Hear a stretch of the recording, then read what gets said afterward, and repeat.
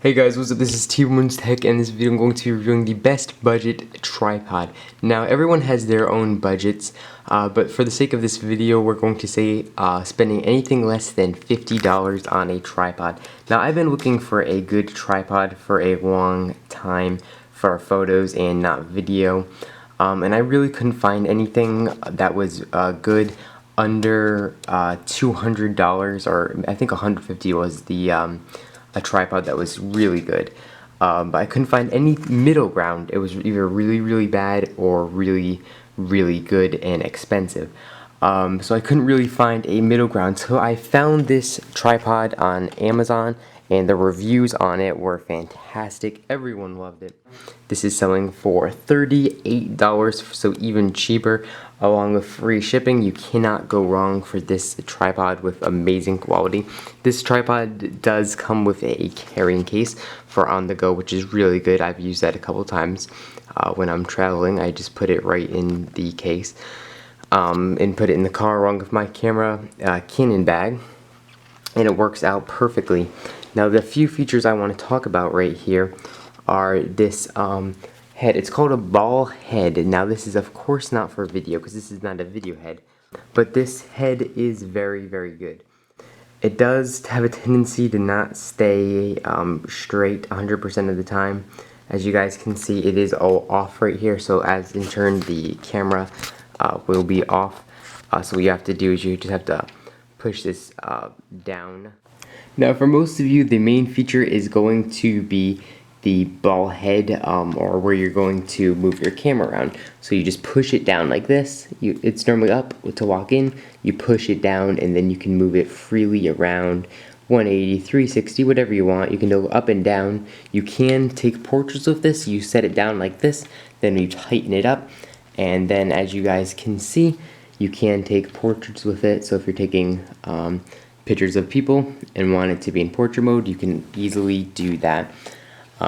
So we'll just walk this back in place, and as you guys can see, it is 360 degrees, so you can just keep turning it around and you can keep panning and stuff like that. Of course, it's not a video head, so you're not going to get clear pans. It's a little jumpy, but of course with photography you don't need it to be super smooth. Once you've got what you want, you can just simply lock it in just like this. One thing that I didn't like about this tripod is it does get scratches from the ball head. Let me zoom in here and then focus the lens. As you guys can see, there are some scratches. There is a little bit of glare over there too, but there is some scratches that just from locking it and unlocking it and moving it around when it is locked or when it's stiff, it does create scratches. Haven't had any problems with it rusting or anything like that, but it does create a little bit of scratching around the ball part of the ball head. Moving on to this section right here. I don't know exactly what it's called, so I'm not going to name it. I guess it would be considered a twist tighten. I honestly have no idea. But what you do is you just untighten it. So we're just going to screw it. Actually, I'm tightening right now. We're going to unscrew it. So you just use two hands or use one hand or whatever you want, and then you just spin it. And then what that does is it unlocks the tripod. Then from there you just pull up, and then you just tighten it, and then you can just lock it. So this is what brings it up to 62 inches. And that actually is much better than one of those twisty ones where you twist and it just puts pressure on it. This really locks in, and then it's not moving anywhere. I'm putting a lot of force down on it, and it's not making it go down. Now, a cool thing about this tripod is this ball head does come off, and you can just simply unscrew it and put on another video head. Of course, a good video head is going to cost you around $150. So if you're on a budget, you're probably not going to get this tripod and then put a video head on it. But you do have that option to upgrade eventually. These legs do pop out. So what you do is you just pull it like this, and then let me focus it right here. Then you can just swing it out like that, and then you can put your tripod on an angle, and you can do that with all the legs. So just I'm not going to show you all of the applications obviously, but there's almost endless applications for uses like this. You can do it with all the legs, pop the bottom up, and you can get macro shots. You can do whatever you want as far as that goes. Now for $7 you can pick up an additional tripod mount bracket, I guess that's what you'd call it. It is this bottom thing right here, which just allows you to spin it off and spin it on, and you can just tighten it up. And this is actually really good quality. I've dealt with some really crappy ones, but this is really good quality. And for $8, if you get this tripod and you have multiple cameras, it's a no-brainer. I have 2 cameras. I'm filming this video of my 60D and my 1100D, and it was just a no-brainer for only $8 to go get another one.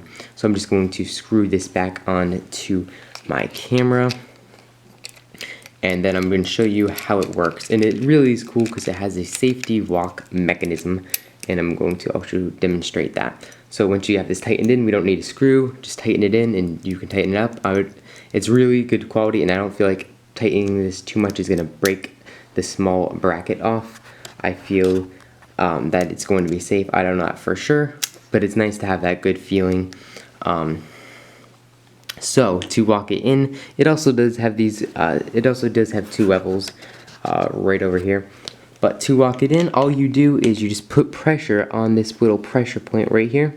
All you do is you put pressure on it, and then it locks in, so like that, and then it automatically closes as you guys saw right there.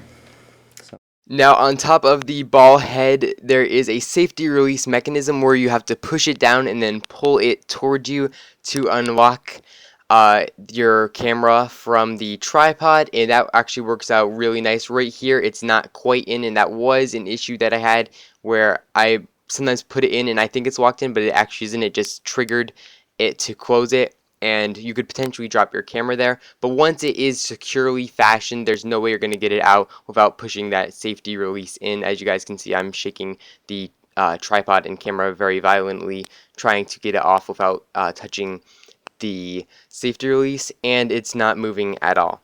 So thank you guys for watching this video. If you enjoyed it, please do hit that like button down below. Subscribe to this channel for more videos like this and reviews. Here's the product on Amazon. I thought I would just show you a couple of the different views and angles that you can put this tripod in at. Since they already have it on their website, I didn't think I would just take pictures of my camera on my tripod. So there's already pictures on the website if you guys want to check that out. I'll leave a link down in the description down below if you guys want to check it out. The ratings were amazing. I personally love this tripod and don't think I could get a better one for the price. Over here is the quick release plate that I was talking about that you could get for $7, basically $8 extra. And that's all I got for you guys in this video. Peace.